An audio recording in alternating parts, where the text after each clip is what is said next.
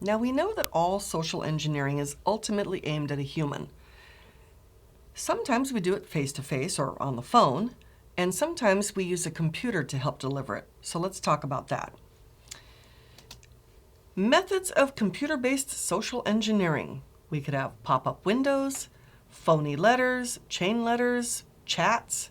We could have media baiting, like USB stick baiting, email spam, phishing, spear phishing, whaling.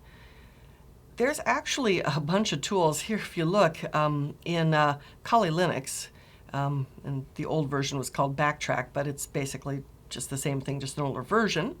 There is something called the Social Engineering Toolkit. And if we zoom in, it's not, of course, the only tool, but it's a terrific tool. You can do spear phishing and have bogus websites and infect media like USB drives and create a payload and a listener and send out mass mailers. You can have other little human interface device attacks. You can send phony SMSs, and you can also update your tools. So this is but one of many types of tools you can use. I just happen to love using it actually because it's so good. Some examples of phishing. Now, these are real, live, from the wild, stuff sent to me actually. And let's just examine these. I'm sure you've seen these yourself. So look at this. Status of your UPS delivery. I never got a UPS delivery. What are you talking about? But look at this.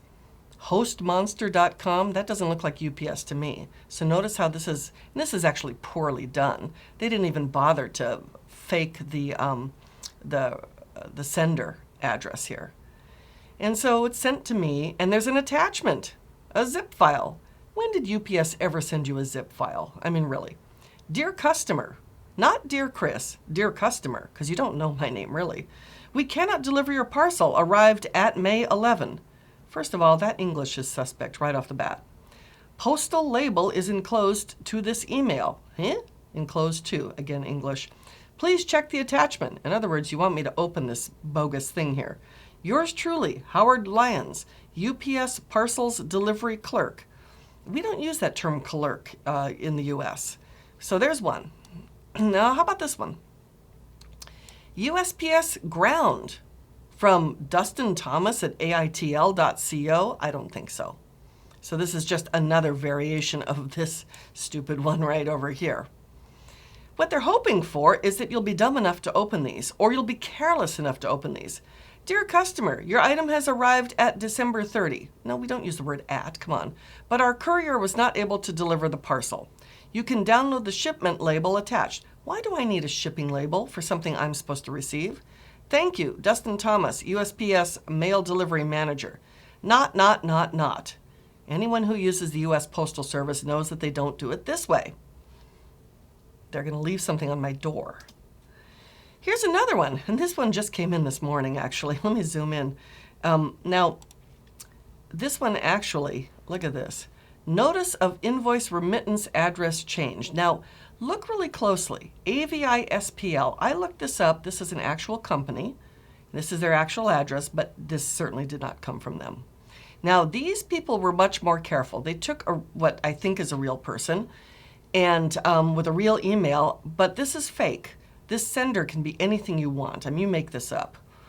And then notice if you look closely, and I don't know if you can see it, and maybe it doesn't show up in the video, but if I look, I can see artifacts that this email is not an email, it's actually an image, a compressed JPEG image, actually.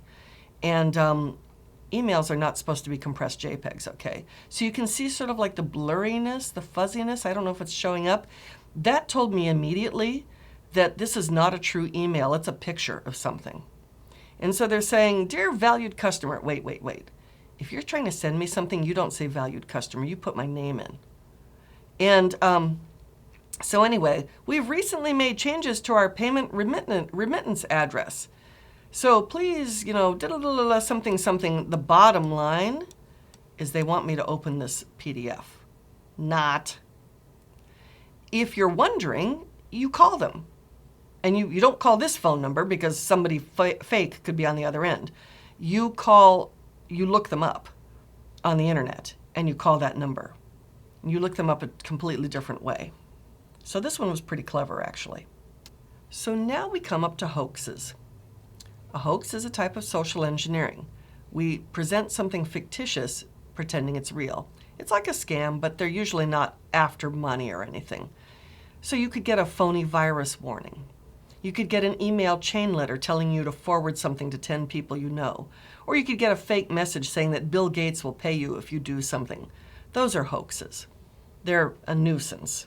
They're not necessarily criminal or dangerous. Baiting. This is a social engineering attack where I leave physical media, like a USB stick, that has been infected, and I leave it around where someone is likely to pick it up and stick it into their computer. It exploits people's natural curiosity.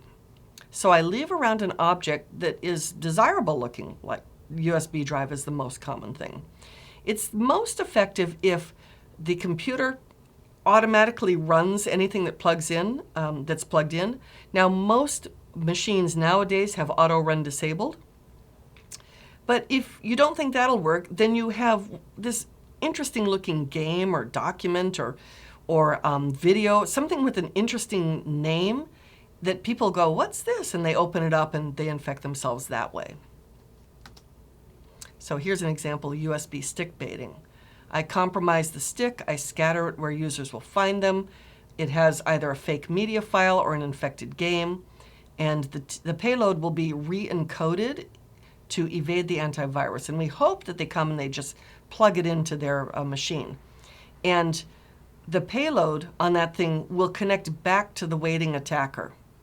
So that means we have to set up an exploit handler, basically open arms, waiting for whenever this thing gets plugged in. We can also run apps that use mobile phones for social engineering. So we could put out malicious apps, or we could repackage legitimate apps, or put out phony security apps, or we could send SMSs or WhatsApp messages or Facebook Messenger messages, basically anything where the delivery mechanism is via someone's phone as opposed to their laptop. URL hijacking. Here's another social engineering. We deliberately we have people mistake what they see in a URL. So there will be a slight typo or a slight spelling, or there will be dots when there shouldn't be, or there won't be dots. It's also called typo squatting. If we register phony domains based on slight misspellings. So what happens is when someone is looking for something, like we send them a link saying this is Google or this is Facebook, maybe we put zeros instead of O's and they click it, DNS will send them to Facebook with 2 zeros as opposed to Facebook with 2 O's, and that's our bogus site. So typo squatting domains, this could be overtly malicious, or we're just basically collecting up all the domains that the company might legitimately want, because a lot of companies, they will not only register their own domain, but they'll register similar or misspelled names just so that if people make mistakes, they're still redirected to the company website. So we could just typo squat and then say, hey, you want those? You got to pay me. Or we can typo squat hoping that people click, especially if we send them phishing emails, so that they go to our bogus website. Spam and spim. Now, surely you know what spam is. Your inbox is flooded with unsolicited messages. The original spam was advertisements and promotions and get-rich-quick schemes and stupid things like that. It can be email, but the term is also used more generally. It's often used with phishing. Spam is basically spam over instant messaging, like I could send a message over Facebook Messenger, and I encourage someone to click a link to see something, do something, download something. The instant messages are a little trickier because you gotta know that someone is actually receiving these messages, but who knows? If you blast them out, maybe they will. Hopefully your email client or your IM client can have a spam or spam filter, but it's an endless fight to try to basically filter all that stuff out. Phishing. Now, this is where we send malicious emails, and I showed you some examples. We're trying to get sensitive information by getting someone to click something, open something, respond in some way. It's almost always done over email. It is one of the most common and most effective social engineering tactics, even against people who are very savvy about phishing, might carelessly accidentally click something when they don't mean to, like they're in a hurry and they're just like quickly deleting, or they're not paying attention when they actually open something. It's easy to distribute phishing emails. You can measure your success. You can employ technical activities like spoof headers, make it appear that the email came from a legitimate source. You can ask victims to send passwords or click links to reset accounts. You can include urgency or all of those motivations we talked about. The spoofed headers will make the victim think the email is legitimate, and they hopefully comply with a fraudulent request. If nothing else, open up an attachment. So, variations of phishing. Smishing. That's phishing over text messages, SMSs, typically, although it could be WhatsApps and Facebook messengers. Vishing.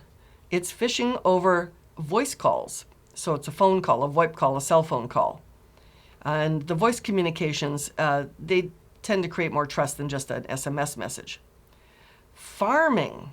This is phishing that entices users to go to a spoofed website, and they interact with that site and give information when they shouldn't.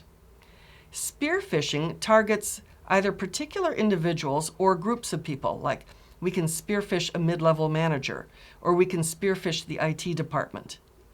Whaling is a type of spear phishing, but aimed at a very high-end target, like a very wealthy person, a very powerful person, a celebrity, or the CEO of a company. So here's a typical spear phishing campaign flow. I, as the hacker, have created, down here, a bogus email. I have sent it to this poor person who opens it up. They think they have to log into PayPal to re-enable their account. They put in these credentials, and if I'm nice, if I'm using something like Metasploit Pro just as an education tool, they get a message saying, hey, you could have been hacked. Or if I'm not nice, this goes to my machine here or some phony website, and I'm collecting information off of them. So that is using a computer in social engineering.